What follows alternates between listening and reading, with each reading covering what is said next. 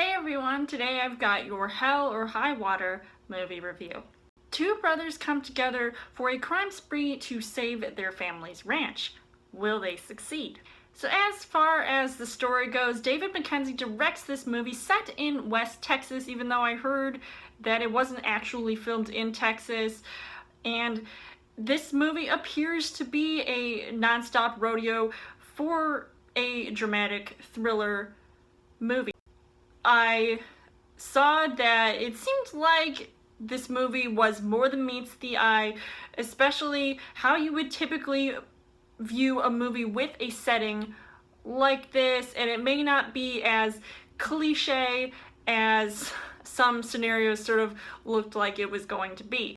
You see these two brothers go on this journey where they're robbing several banks, and it basically seems like they really don't mean any harm to anyone by robbing banks because they're just trying to make a living, even though obviously it's wrong to do those acts. They end up making lots of money from all of these heists, and then there's situations where they're going back and forth to casinos, maybe to not look so obvious, because I don't know how many high rollers there are down in Texas, but clearly if you're one of those guys who walks around with a cowboy hat and you go into a casino, you know you must, have a lot of money.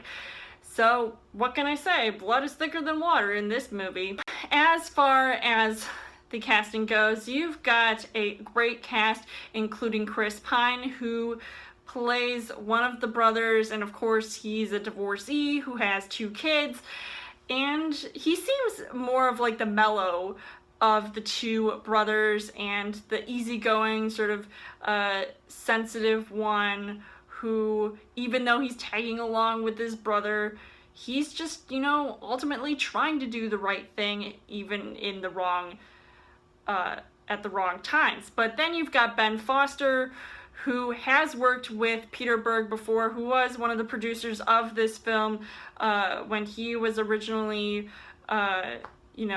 in Lone Survivor, and he has that same grit in this movie where he's just so intense and he really nails it with his role, and he definitely likes to take charge, and especially with any weapon that he can get his hands on or behind the wheel of a car that he'll just eventually throw away and steal another one. They eventually have to try to get away from Jeff Bridges, who plays this retired officer, sheriff type of guy, and of course he definitely looks great in a movie like this, especially when he's been previously in movies like True Grit.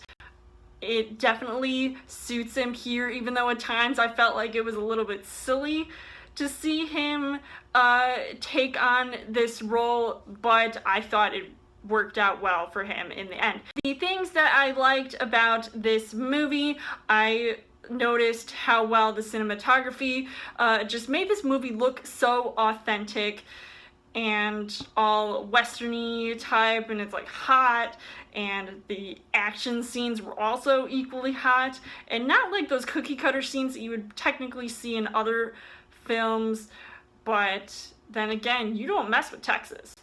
I loved the script from the same writer of another good movie that I liked, Sicario, and I thought that was very well done, and it really made me sympathize more with the brothers' situation and what they ultimately had to do in order to survive. I also enjoyed listening to the film's score, and I really felt like it definitely helped to set the tone of the entire movie. So overall, I would say that Hell or High Water was a pretty good film, and I think it is one of the best this year because it is very underrated and unexpected to even think I would enjoy a movie like this, and I did find it entertaining.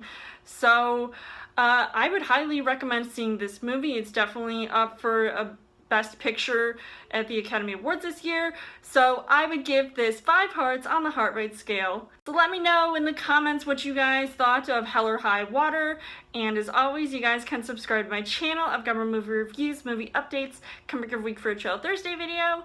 You guys can also like me on Facebook and follow me on Twitter, and I will see you guys later.